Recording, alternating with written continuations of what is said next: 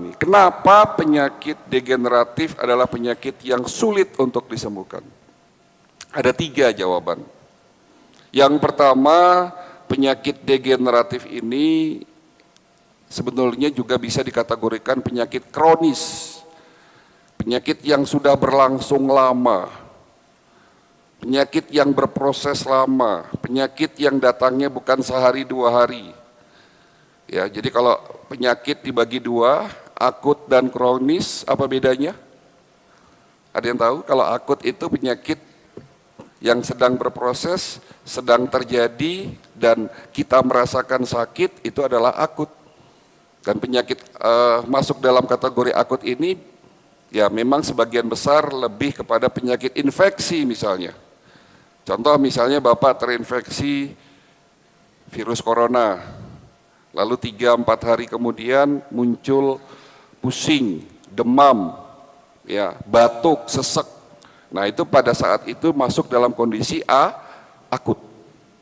Tapi kalau penyakit yang sudah berlangsung lama, terkadang gejalanya tidak muncul lagi, tapi penyakitnya masih ada dan harus kita ketergantungan minum obat, karena kalau tidak minum obat penyakit itu akan muncul gejalanya, ya, yang sudah bertahun-tahun, itu masuk dalam kelompok kronis. Mana yang sulit disembuhkan? Tentunya yang kronis. Kenapa sulit disembuhkan? Karena penyakit kronis berhubungan dengan gaya hidup kita. Jadi jawaban pertama, kenapa penyakit tersebut sulit disembuhkan? Karena gaya hidup kita yang salah. Gaya hidup meliputi 1 pola. Jangan buru-buru ngomong makanan pagi-pagi, Pak. You are what you think, dirimu adalah apa yang kamu pikirkan. Jadi pola pikir menjadi penyebab utama kita sakit. Jadi kalau orang itu pikirannya negatif, lisannya akan negatif, karena pikiran menentukan lisan, lisan menentukan tindakan, tindakan yang dilakukan berulang-ulang menjadi kebiasaan, kebiasaan itulah adalah karakter tubuh kita.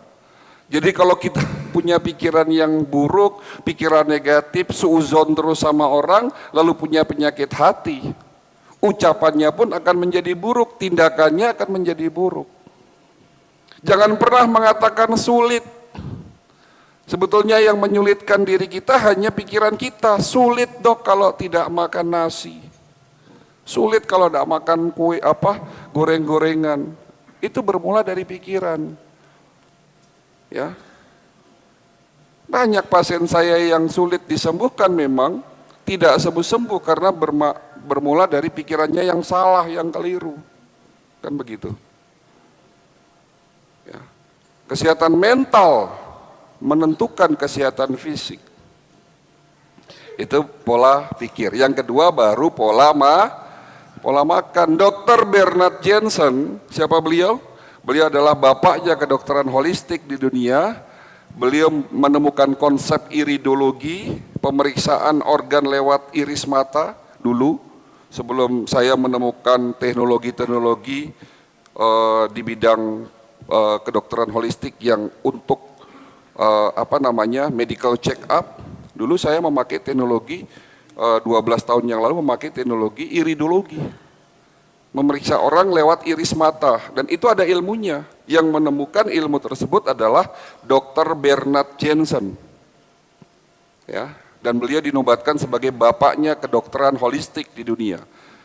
Dr. Bernard Jensen mengatakan 70% penyakit degeneratif, penyakit kronis itu berawal dari masalah pencernaan yang buruk. Ternyata Nabi kita sudah mengatakan 1400 tahun yang lalu, tidak ada tempat yang lebih buruk kecuali di dalam perutnya anak cucu Adam. Jadi masalah pencernaan ini menentukan kesehatan kita secara holistik. Kalau bicara sistem pencernaan berarti hubungannya dengan apa yang kita makan. Ini kembali lagi menjadi PR buat bangsa ini. Kenapa bangsa kita semakin melemah? Banyak orang sakit. Bahkan kemarin 1 bulan yang lalu saya didatangi seorang bapak yang membawa anak balitanya usia 4 tahun, gula darahnya 400.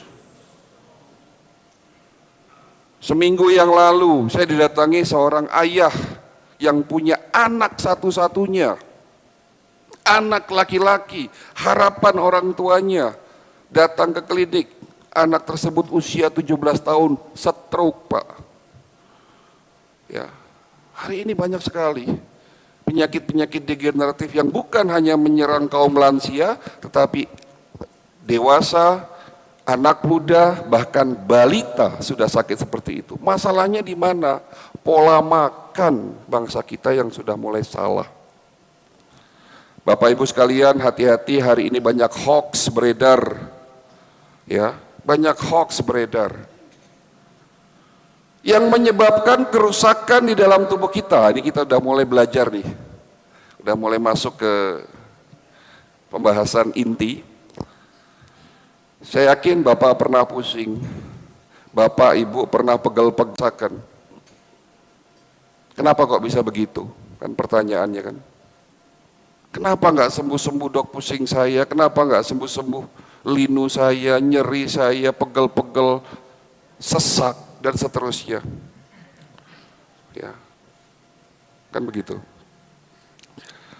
Jadi sedikit ngasih kuliah kedokteran. Maaf di sini kalau ada yang dokter, bukan bermaksud apapun, tidak. Kerusakan yang terjadi di dalam tubuh kita itu disebabkan karena oksidasi.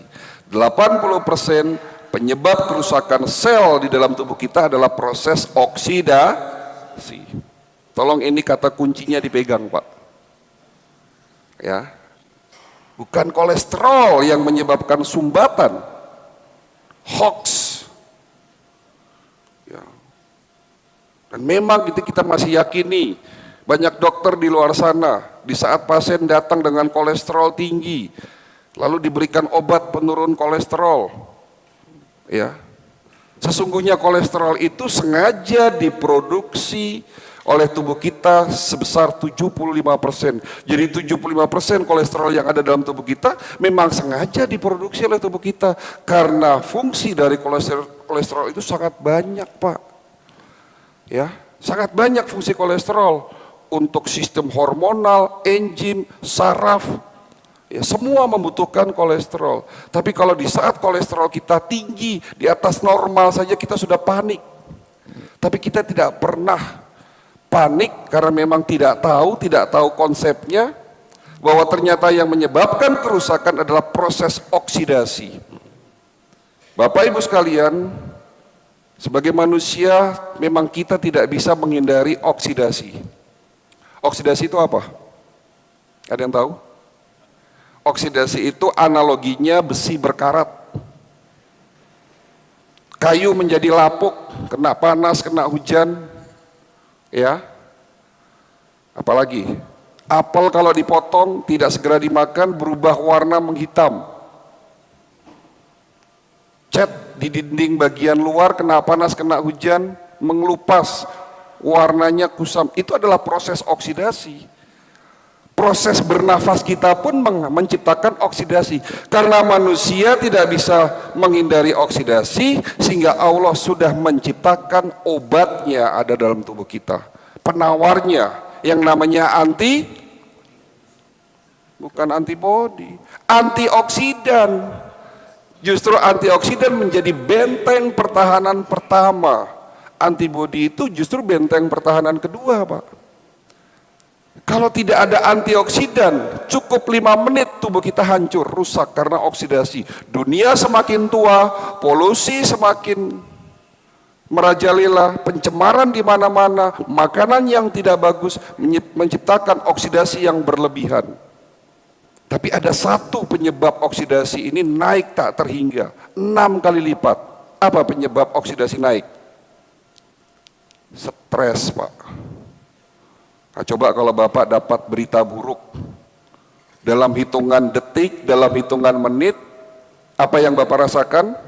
Mata merah, kepala nyut-nyutan pusing, dadanya, jantungnya, detaknya lebih cepat. Bagi yang kena hipertensi naik tinggi, bahkan bisa kena serangan jantung atau stroke. Itu menunjukkan bahwa kondisi kesehatan mental ya, stres akan mempengaruhi secara cepat fisik kita. Dengan adanya oksidasi yang terus menyerang tubuh kita, akhirnya apa yang terjadi? Antioksidan kita tekor. Sementara secara fisiologis, usia yang sudah di atas 30 tahun, di titik 30 tahun, disitulah produksi antioksidan yang paling tinggi. Setelah 30 tahun ke atas, apalagi yang sudah 60 tahun, produksinya semakin menurun. Ada dua antioksidan yang diproduksi dalam tubuh kita, disebut sebagai rajanya antioksidan, namanya glutathione, dan panglimanya namanya SOD, superoksid dismutase. Ini nggak perlu diingat lah, cukup tahu bahwa tubuh kita memproduksi antioksidan. Di saat terjadi imbalance, oksidasi lebih banyak dibandingkan dengan produksi antioksidannya, disitulah terjadi tahapan pertama yang terjadi apa?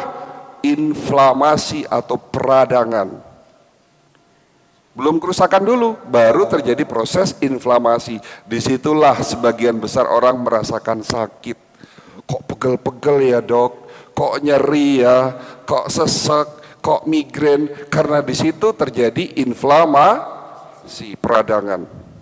Dan peradangan ini bisa terjadi di mana saja.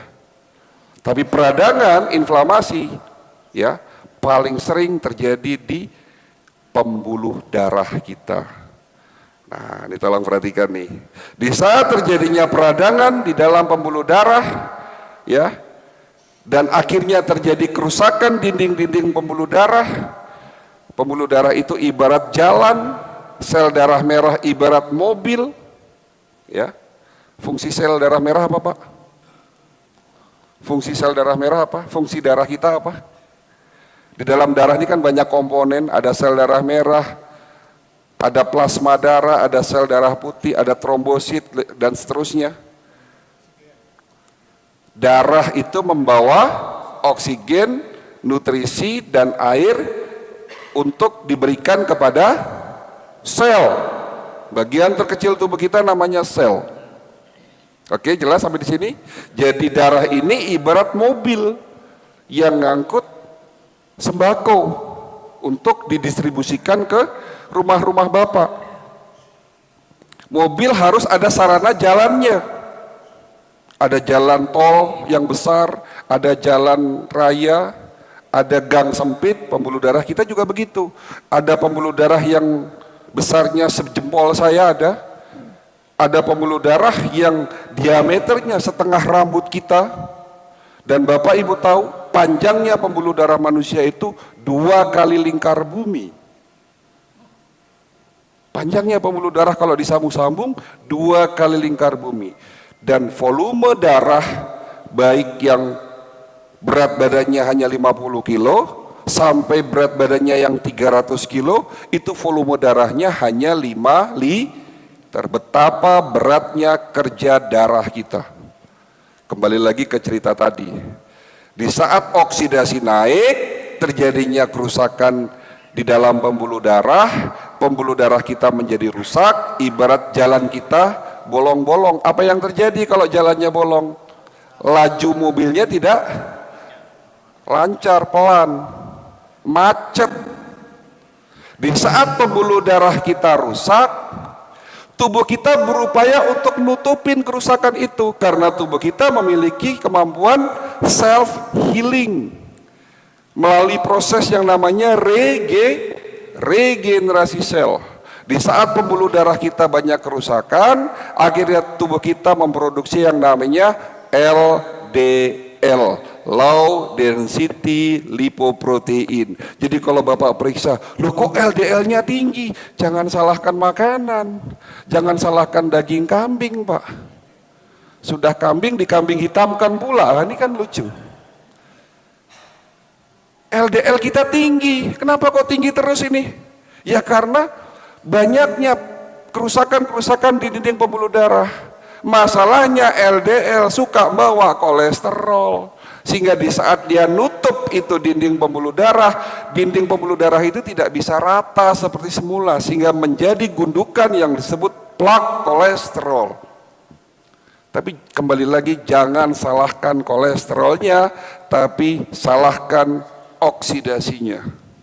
Dan oksidasi terjadi akibat gaya hidup kita yang salah. Kemarin ya ada pasien yang tadi saya ceritakan, ada seorang bapak-bapak yang membawa anaknya kena stroke, ya datang lumpuh separuh. Bapaknya bilang begini, "Dok, saya tidak tahu apa yang terjadi sama anak saya, tapi yang saya tahu anak saya ini stres, Dok." "Dok, kok bisa stres? Kenapa, Pak?" Jadi setelah lulus SMA, anaknya ini ingin masuk ke perguruan tinggi favorit, tapi ternyata tidak bisa masuk, sehingga stres lah ceritanya anak itu. Jadi selama 1 tahun tuh menganggur, dan apa yang terjadi selama 1 tahun, hidupnya tidak bagus, Dok. Begadang malam bahkan sampai subuh melek, selalu di depan komputer, main game, makannya ngawur, Dok. Ya, makannya nggak sehat, minum manis-manis, ngemil dan seterusnya. Mungkin itu, Dok, yang menyebabkan anak saya kena stroke. Ya, lalu sebelum saya kasih treatment, saya tidak bisa berkata-kata apapun, ya, karena di depan saya bapaknya nangis-nangis, karena ini adalah anak satu-satunya, harapan kedua orang tuanya. Tapi apa yang terjadi? Stroke, Pak. Kami melakukan medical check up holistik. Tolong poin ini juga diperhatikan. Tujuannya apa? Dengan medical check up saya bisa menentukan diagnosis yang tepat sehingga pengobatannya terarah. Tadi ada hadisnya, jika kamu sakit maka berobatlah kamu, jika obatnya tepat sesuai dengan sasarannya, maka dengan izin Allah akan sembuh. Inilah tujuan saya, setiap pasien yang datang ke klinik kami selalu melakukan medical check up dengan metode holistik. Bedanya apa?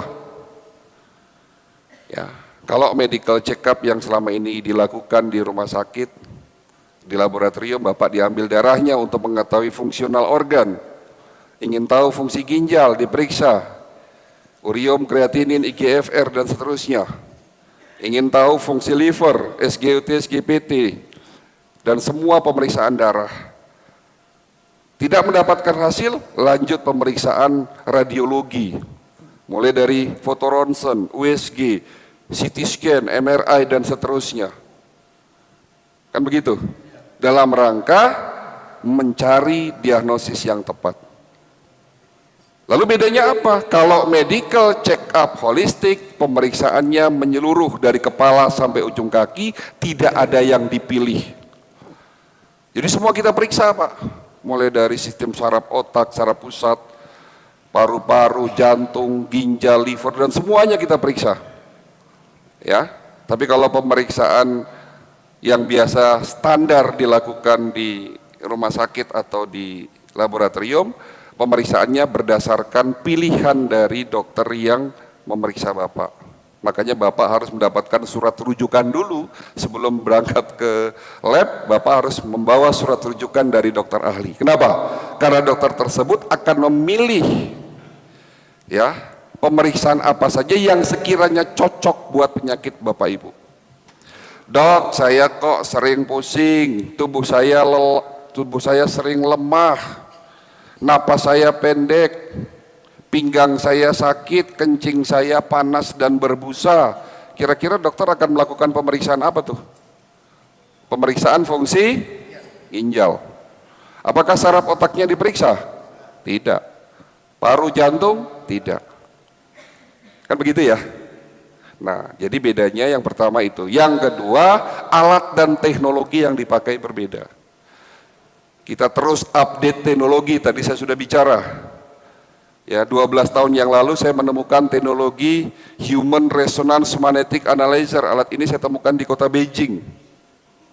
Alat ini sangat membantu saya menentukan diagnosis yang tepat, yang komprehensif, yang holistik. Ya, jadi tanpa harus diambil darah Bapak, alat ini mampu mendeteksi 250 parameter fungsional organ. 30 lembar Pak, banyak. Jadi mulai dari fungsi otak, fungsi jantung, paru, ginjal, liver, dan seterusnya. Ya, itu bentuknya angka-angka. Kita sudah 5 kali upgrade alat ini, jadi tidak di tera, kita tidak melakukan tera, tapi kita langsung ganti setiap 2 tahun sekali. Ya, nah, saya lakukan terhadap si pasien tadi, dan hasilnya apa? Terjadi infak di otak sebelah kanan, sebelah kiri, sehingga yang terjadi kelumpuhan di sebelah kanan. Kok bisa terjadi infak anak muda, Pak? Saya lihat jantungnya sudah mulai ada plak di pembuluh darah. Karena bukan hanya teknologi Human Resonance Magnetic Analyzer, kebetulan klinik kami juga punya teknologi CT scan. Jadi selain kita punya 2 alat, ya ini sekedar informasi, di klinik kami punya 2 teknologi medical check up. Yang pertama untuk mengetahui fungsi-fungsi organ dengan teknologi Human Resonance Magnetic Analyzer, yang kedua untuk melihat anatomi sampai dengan tingkatan sel, adanya kerusakan sel di dalam tubuh kita, itu dengan teknologi CT scan. Ya, Bapak Ibu mungkin sudah pernah tahulah CT scan seperti apa, tapi beda teknologinya. Kalau CT scan di rumah sakit itu menggunakan teknologi MRI, dia imaging, ya. Tetapi kalau CT scan di tempat kami itu lewat gelombang otak. Penemunya orang Rusia. Ya. Jadi alatnya tidak besar, hanya sebesar meja ini. Cara periksanya tiduran di sebelah alat, dipasangkan seperti helm ke kepala, hasilnya berupa gambar-gambar organ 3 dimensi, full color dengan tingkat kerusakan sel-selnya. Sangat detail sekali, dari kepala sampai jempol kaki kelihatan semua. Ya. Di situ saya lihat gambaran pembuluh darah tersumbat. Sistem sarafnya, ya, ada beberapa titik yang infak. Infak itu artinya kerusakan. Ya. Pembuluh darah koroner, bayangkan anak 17 tahun, ya, itu pembuluh darahnya banyak rusak, Pak. Fungsi ginjalnya melemah. Kenapa itu semua bisa terjadi? Gaya hidup yang salah. Tidur larut malam menyebabkan oksidasi naik 3 kali lipat. Jadi kalau mau sehat Bapak Ibu sekalian, jangan pernah tidur di atas jam 11 malam. Jam 11 sampai dengan jam 1 sudah harus tidur, Pak. Terlepas jam 1 Bapak mau sholat tahajud, monggo. Jam 2, setengah 3 silahkan, tapi syaratnya jam 11 sampai jam 1 harus sudah tidur. Kenapa? Kenapa? Karena 2 jam itu organ liver melakukan tugasnya, menetralisir sisa-sisa metabolik, organ liver 70% produksi antioksidan. Jadi kalau ditanya antioksidan dalam tubuh kita diproduksi di organ liver 70%. Itu dikeluarkan di saat kita tidur antara jam 11 sampai dengan jam 1 malam. Di saat itu tidak tidur, apa yang terjadi? Ya, penurunan fungsi hati, naiknya oksidasi, terjadinya inflamasi dan kerusakan dalam tubuh kita. Makanya kalau Bapak sering begadang, ya, anak-anak di adik-adik ini jangan bergadang ya, sering begadang, yang pada akhirnya apa? Oksidasi naik, tergantung dari gennya masing-masing. Kalau gennya lemah, sakitnya lebih cepat. Tapi kalau kita punya gen yang kuat, insya Allah aman. Tapi kembali lagi, tetap walaupun kita nggak pernah tahu kita ini kuat atau lemah gennya, kan gitu. Jadi jawaban pertama, kenapa penyakit kronis sulit disembuhkan? Gaya hidup kita yang salah. Ini saya belum ngomongin masalah makanan loh. Ini belum ngomongin masalah makanan, ini bisa sampai sore nanti nih. Ngobrolin masalah makanan. Kemarin Badan POM mengeluhkan bahwa ternyata, maaf ya, kalau di sini ada yang jualan makanan-makanan di depan sekolahan, di situ banyak sekali makanan yang tidak sehat, ya, banyak zat pewarna yang seharusnya pewarna buat pakaian rodamin B, formalin, ya, boraks, ada di depan sekolah-sekolah dasar, SD, SMP kebanyakan. Lalu mereka larang, mereka usir, seminggu balik lagi, terus begitu, tidak ada solusinya. Saya katakan, tidak bisa seperti itu. Kita tidak bisa melarang orang jualan. Yang bisa kita lakukan, berikan edukasi, pendidikan kesehatan buat anak-anak kita. Kalau tidak ada yang beli, nggak ada yang jual. Kan saya bilang begitu. Kalau nggak ada yang beli, nggak ada yang jual. Yang ada penjual karena ada yang beli. Kalau anak kita sudah diajari bagaimana cara memilih makanan yang sehat, mereka paham, Bapak Ibu sekalian. Dan akan menjadi kebiasaan baik inilah mudah-mudahan 30 tahun ke depan bangsa ini menjadi bangsa yang kuat, bangsa yang sehat. Kan begitu. Ya. Gula pasir menjadi masalah. Ternyata hasil riset penelitian terbaru, ya, bukan kolesterol tadi kembali lagi saya katakan, tapi salah satunya gula pasir menyebabkan oksidasi naik. Bapak Ibu coba lihat YouTube saya atau TikTok saya, di situ saya membahas banyak mengenai gula pasir. Bahkan ironisnya ibu-ibu menggantikan MSG dengan gula pasir, betul? Sekarang saya tanya sama ibu, negara mana di dunia yang paling peduli terhadap kesehatannya, kesehatan warganya? Negara mana? Jepang. Kita tahu orang Jepang hidupnya rata-rata di atas 80 tahun. Daerah di Jepang ada yang namanya Okinawa. Di situ rata-rata penduduknya hidupnya di atas 100 tahun. Kenapa? Karena memang hidupnya sehat, pola makannya bagus. Kan begitu. Saya kembali lagi tanya, MSG isinya apa? MSG pertama kali diciptakan oleh negara Jepang dengan merek Ajinomoto. Lalu dikatakan MSG itu buruk. Tidak ada jurnal, tidak ada penelitian yang mengatakan MSG itu merusak saraf otak, Pak. Ini dikeluarkan oleh Asosiasi Sugar Internasional, mengkambing hitamkan kolesterol, mengkambing hitamkan MSG, mengkambing hitamkan garam, sementara Nabi mengajarkan silahkan makan garam sebelum makan apa? Sebelum makan makanan utama, beliau ndulit. Ndulit ki bahasa apa ya? Mencicipi. Saya ini orang Turki, Pak. Tahu Pak, Turki? Turunan kidul, Pak. Purworejo, siapa di sini dari Purworejo? Jadi kadang-kadang bahasanya itu ya, ndulit garam kan gitu. Ini hoax diciptakan oleh negara-negara barat, di mana memang Asosiasi Sugar Internasional, ya, itu menciptakan hoax-hoax yang dahsyat. MSG disalahkan, kolesterol disalahkan, garam penyebab hipertensi. Tidak, Pak.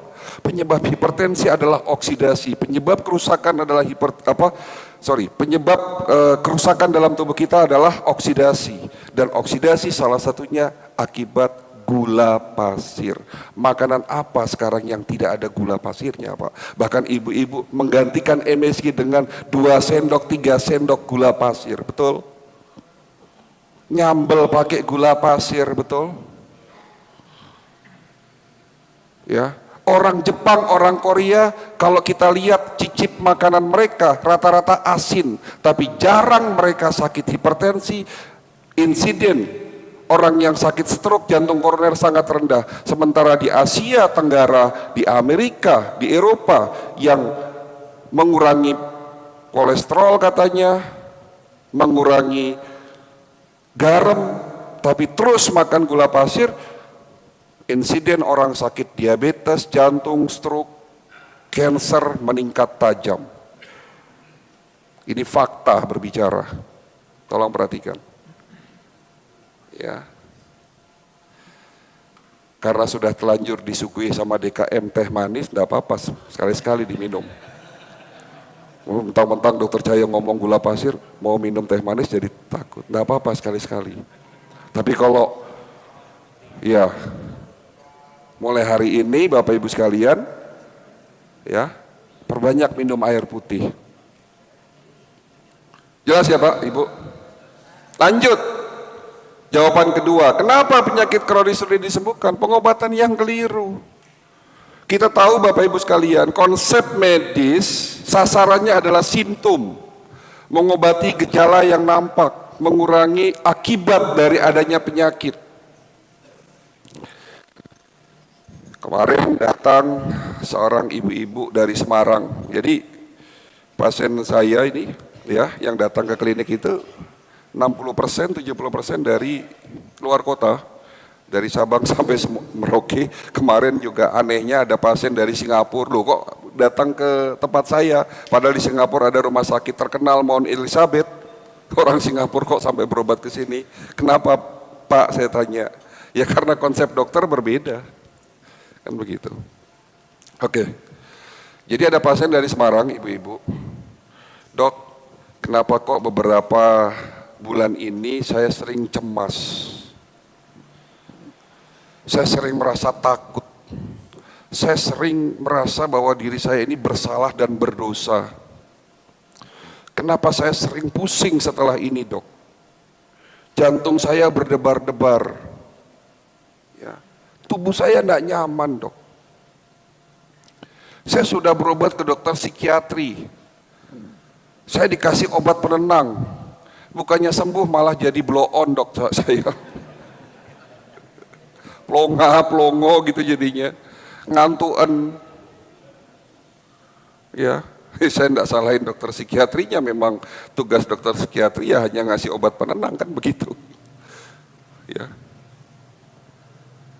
Apa yang terjadi sama tubuh saya, Dok? Tolong obati saya. Nanti dulu, jangan buru-buru tanya obat, Bu. Lalu apa yang harus saya lakukan? Medical check up. Nah, kita punya teknologi tadi, medical check up holistik. Ya, memeriksa organ dari seluruh sistem dalam tubuh kita.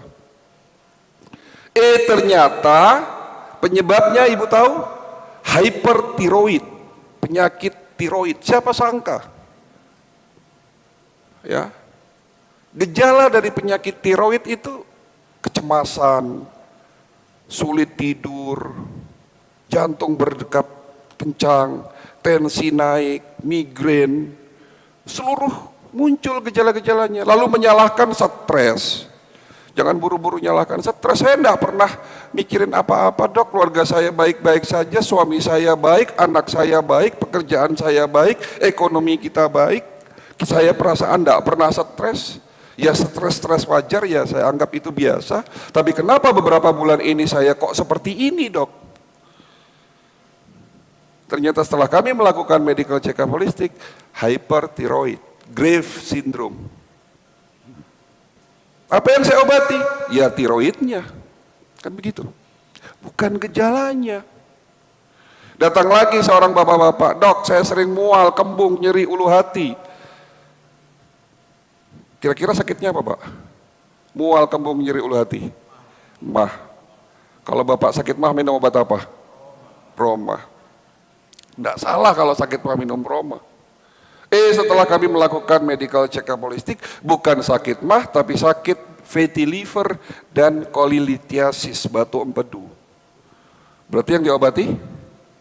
Batu empedunya. Alhamdulillah dengan teknologi yang kita punya, dengan obat herbal berstandar farmasi dan fitofarmaka, ya, dengan diagnosis yang tepat, obatnya tepat. Dibantu dengan teknologi, kita punya teknologi baru namanya teknologi sinar Aithera. Nanti akan saya jelaskan juga itu sedikit.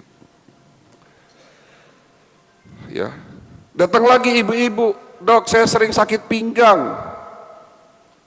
Ya, sudah berobat belum, Bu? Sudah, ke dokter ahli saraf, katanya saraf kejepit tulang belakang. Ternyata setelah difoto ronsen bukan. Pindah lagi ke dokter ahli ginjal, diduga sakit ginjal. Setelah diperiksa ginjalnya, ternyata ginjal saya baik-baik saja. Lalu sudah ketemu penyakitnya? Belum, Dok. Karena belum ketemu penyakitnya, obat yang saya minum hanya obat pereda nyeri, analgesik. Tolong saya diobati. Ya medical check up holistik dulu. Setelah kami melakukan medical check up holistik, ternyata ada PCOS. Tahu PCOS? Polycystic Ovary Syndrome. Ada kista di ovariumnya meradang, menyebabkan nyeri pinggang. Bagaimana cara pengobatannya? Operasi dok, kita coba dulu dengan konsep holistik. Saya berikan obat yang tepat sesuai dengan diagnosis dan dosisnya. Saya bantu dengan terapi dengan teknologi sinar Aethera. Ini teknologi pertama di Indonesia. Penemuannya baru 6 tahun, masuk ke Indonesia baru 6 bulan ini. Alhamdulillah saya dapat kesempatan dokter pertama yang mendapatkan teknologi tersebut. Kalau selama ini mungkin pernah dengar teknologi far infrared. Ada merek misalnya dokter laser, ada merek apapun yang di luar sana sudah 30 tahun teknologi itu sudah ketinggalan zaman, tapi ada teknologi baru namanya teknologi sinar Aethera yang bisa membuka sumbatan pembuluh darah, memperbaiki kualitas darah, mematikan virus, dan yang lebih canggih lagi dari teknologi tersebut bisa menghancurkan sel-sel kanker tanpa merusak sel-sel sehat. Kita sudah punya teknologi tersebut, selain kita berikan obat herbal, kita terapi, kita sinar tulang belakangnya sampai dengan bagian-bagian yang tadi terdiagnosis adanya kista. Alhamdulillah 1 bulan sembuh, nggak perlu operasi. Kemarin ada beberapa pasien datang ke klinik, salah satunya juga dari jemaah masjid yang pernah saya kunjungi, rombongan medical check up.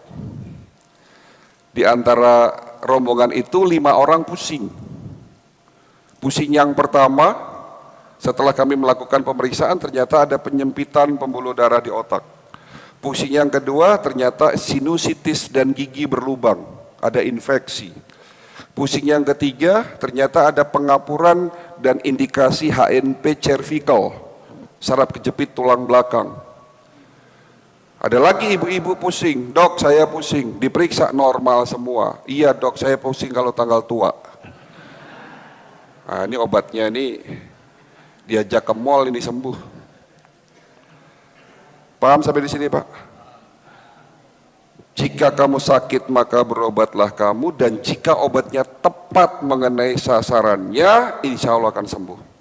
Dok kenapa diabetes saya tidak sembuh-sembuh sementara saya sudah minum obat diabetes? Metformin, glimipirid, glibenclamid, apapun obat diabetesnya, semua itu fungsinya untuk nurunin gula darah.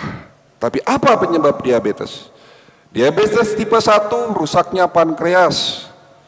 Hanya 5% dari jumlah populasi yang terkena penyakit diabetes.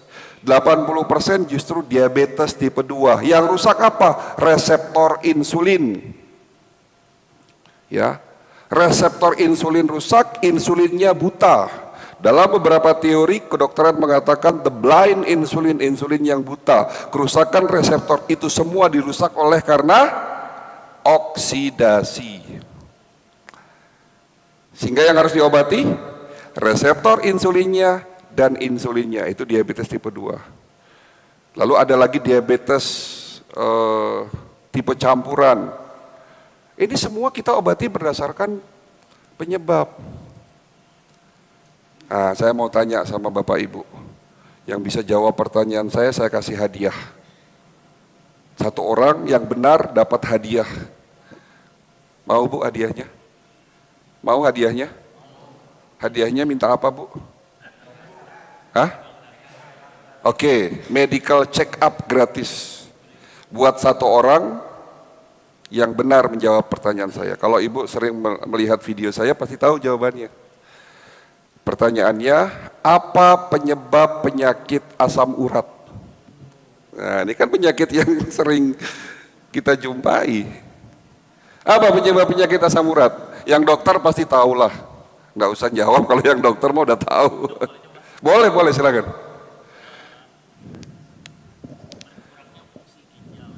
Berkurangnya fungsi ginjal. Bapak suka miara akuarium nggak Pak? Suka kok miara akuarium? Miara ikan di akuarium maksudnya. Siapa di sini yang suka miara ikan hias di akuarium? Di klinik saya itu banyak akuarium. Saya kenapa di klinik banyak akuarium? Karena itu sebetulnya filosofi tubuh. Ya, filosofi tubuh secara fisik. Air itu ibarat darah, ikan itu ibarat sel, ada gelembung yang tercipta, ada alat namanya aerator ibarat paru-paru, ada head pump yang mengalirkan air ibarat jantung, ada filter ibarat ginjal dan liver. Di klinik saya, di akuarium yang saya buat, ada 2 filter, biological filter dan mechanical filter. Biological filter itu ibarat liver, mechanical filter ibarat ginjal. Ya, gimana caranya supaya ikan ini sehat? Ya, saya harus buat airnya sehat. Ya, kalau airnya buruk, kualitasnya ikannya sakit-sakitan dan bisa mati. Apa yang menyebabkan kualitas air itu memburuk? Overfeeding pertama, kebanyakan ngasih makanan. Jadi kalau Bapak sakit-sakitan, Bapak kebanyakan makan. Di Al-Quran sudah dijelaskan, makan dan minumlah kamu, jangan berlebih-lebihan. Begitu Pak Ustadz? Yang kedua, karena filternya buruk, ya, sehingga tidak mampu untuk menetralisir zat-zat sisa yang dihasilkan dari kotoran dari ikan tersebut. Tubuh kita ada zat sisa metabolik yang berpotensi menyebabkan oksidasi naik, Pak. Sehingga sisa metabolik ini harus dinetralisir di liver dan di ginjal. Salah satu sisa metabolik namanya uric acid, asam urat. Ya, Pak siapa namanya? Mas catat, Pak Kukuh dapat hadiah dari saya, medical check up holistik gratis. Jadi benar jawaban kenapa penyakit asam urat itu, karena terganggunya fungsi organ ginjal. Tapi tidak stop sampai di situ ya. Dicari tahu lagi nih ginjalnya kenapa, pembuluh darahnya semua. Jadi pengobatannya itu bukan hanya berfokus pada ginjal, tapi mulai dari darah, pembuluh darah sampai ke ginjal. Jangan salahkan emping, jangan salahkan daging kambing, kacang-kacangan. Ya, dulu waktu masih muda makan gado-gado enggak pernah asam urat. Makan soto Betawi ya baik-baik saja. Tapi kenapa kok beberapa orang yang makan soto Betawi, makan gado-gado, lalu asam uratnya naik? Lalu dicalahkan makanannya, keliru. Ya, makanannya mengandung purin, ya memang berpotensi menaikkan asam urat. Tapi kalau ginjal Bapak sehat, insya Allah Bapak tidak kena asam urat. Jadi dalam konsep pengobatan holistik, yang diobati bukan hanya sekedar menurunkan asam uratnya, bukan hanya memberikan obat analgesik atau pereda nyeri, tapi yang diobati adalah ginjalnya, pengobatan dari hulu ke hilir. Itulah jawabannya. Sudah mulai clear ya, terbuka ya. Itu jawaban kedua. Kenapa penyakit kronis sulit disembuhkan? Pengobatan yang keliru. Dan jawaban terakhir, kenapa penyakit kronis sulit disembuhkan? Penyakitnya sudah terlanjur parah baru berobat. Kalau belum parah, disuruh medical check up rutin, takut dok ketahuan penyakitnya. Mahal dok, nggak sempat dok, berbagai macam alasan. Pak, saya tanya lagi, Bapak punya motor di rumah, punya mobil, mobil, supaya motor dan mobil Bapak awet, apa yang Bapak harus lakukan? Servis rutin, berapa ribu kilo? Ada yang 5.000, ada yang 10.000 kilo. Punya jadwal tertulis di dalam, dibawa ke bengkel. Apa yang dilakukan di bengkel? Diperiksa sebelum diservis, diperiksa. Kalau mobil zaman sekarang, motor zaman sekarang, ada yang namanya ECU, Electronic Control Unit. Itu komputer yang mengatur semua kegiatan motor itu bisa berjalan normal. Jadi kalau datang ke bengkel zaman sekarang, cukup alat ECU-nya dimasukin, alat scanning, kelihatan datanya. Oh, ada yang merah-merah, kedip-kedip, ini masalahnya di mana? Dicari, diperbaiki atau diganti. Bapak sayang mana Pak? Pertanyaan lagi, Bapak lebih sayang mana? Motor Bapak atau tubuh Bapak? Sudahkah melakukan hal yang sama seperti Bapak melakukan seperti motor Bapak? Katanya sayang sama tubuh kita Pak. Ternyata kita ini lebih sayang sama motor dan mobil kita. Motor mobil kita cuci di saat kena hujan, di saat kotor, kita rela mengeluarkan uang ratusan sampai jutaan untuk dibawa ke bengkel, ganti oli, tune up, diperiksa. Tapi di saat tubuh kita ini, ya, yang katanya lebih berharga, dengan berbagai macam alasan, takut dok, mahal dok, enggak sempet dok. Ini yang terjadi akhirnya apa?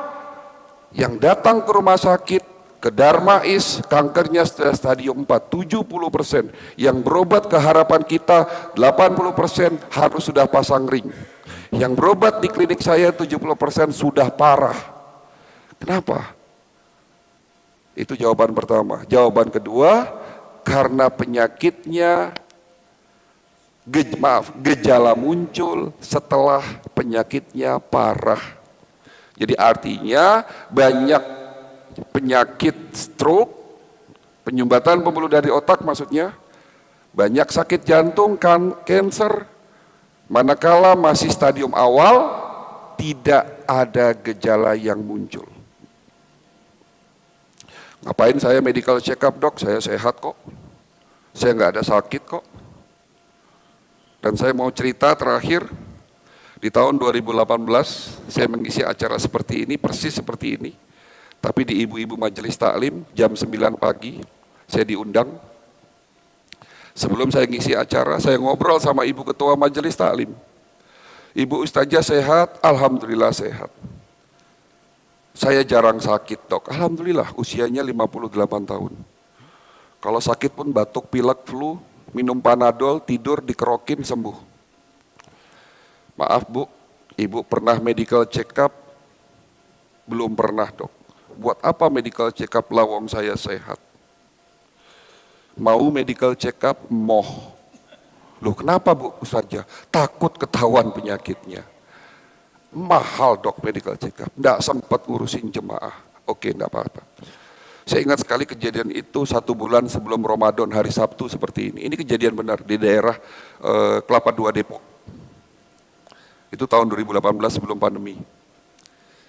Saya ngomong gitu hari Sabtu, hari Kamis sore datang ke klinik stroke Pak. Loh, kok bisa stroke? Apakah penyumbatan pembuluh darah di otak itu datangnya tiba-tiba? Tidak Pak. Penyumbatan terjadi sedikit demi sedikit. Ya, plak yang ada di otak kita, kerusakan saraf di otak itu tidak terjadi secara tiba-tiba. Makanya masuk dalam kelompok penyakit kronis, bukan akut. Ya. Tapi dia tidak sadar, sudah terjadi penyumbatan, sudah terjadi infak, kerusakan, tapi memang tidak ada gejala-gejalanya. Sudah stroke, baru berobat, datang ke klinik saya nangis-nangis. Dok tolong saya diperiksa, berapapun biayanya saya keluarin. Dalam hati saya, wes kasep bu, udah stroke, susah ngobatinya.